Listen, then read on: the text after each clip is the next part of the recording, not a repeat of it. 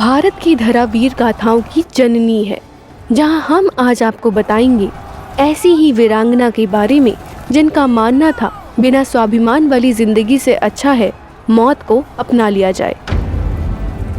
भवानी स्वरूप, सुंदर, सुशील, योग्य एवं साहसी रानी दुर्गावती का जन्म 5 अक्टूबर 1524 में महोबा के चंदेल राजपूत राजा शालीवाहन के घर हुआ था।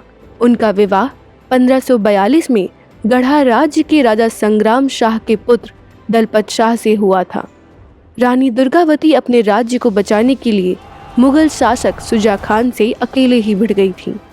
आइए आपको बताते हैं रानी दुर्गावती की पूरी कहानी। असल में 1550 में दलपत शाह का देहांत हो गया था।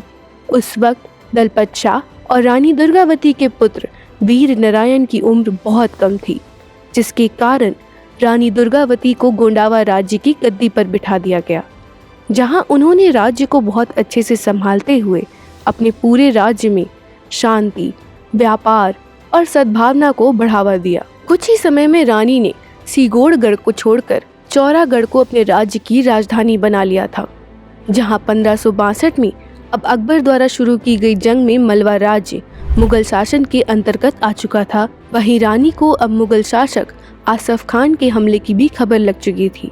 उस जंग से डर के भागने या छुपने की बजाय उन्होंने इस जंग को लड़ने का फैसला किया, जिसकी सफल शुरुआत के लिए नरई की गौर और नर्मदा नदी के बीच की पहाड़ियों को चुना गया। जंग की शुरुआत में ही रानी दुर्गावती ने अपने पिता को खो दिया था। तब रानी ने फैसला किया कि अब वो अपना और अपने राज्य का बचाव स्वयं करेंगी। तभी दुश्मन के पहाड़ी में घुसने की खबर से रानी और उनके सिपाही आगे बढ़े, जहां उनके और भी साथी मारे गए, लेकिन फिर भी उन्होंने हार नहीं मानी।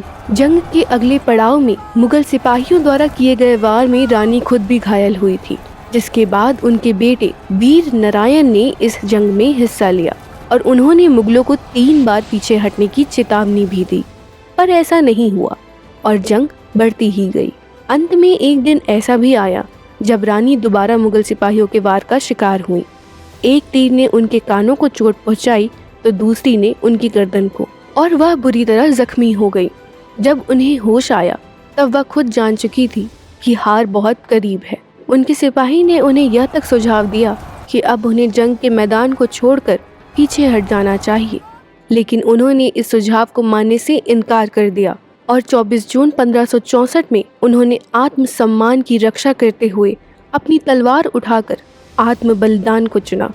आज भी 24 जून के दिन को रानी दुर्गावती जी की याद में बलिदान दिवस के रूप में मनाया जाता है, जहां मध्य प्रदेश सरकार ने यूनिवर्सिटी ऑफ जबलपुर का नाम बदलकर रानी दुर्गावती विश्वविद्यालय रख दिया है।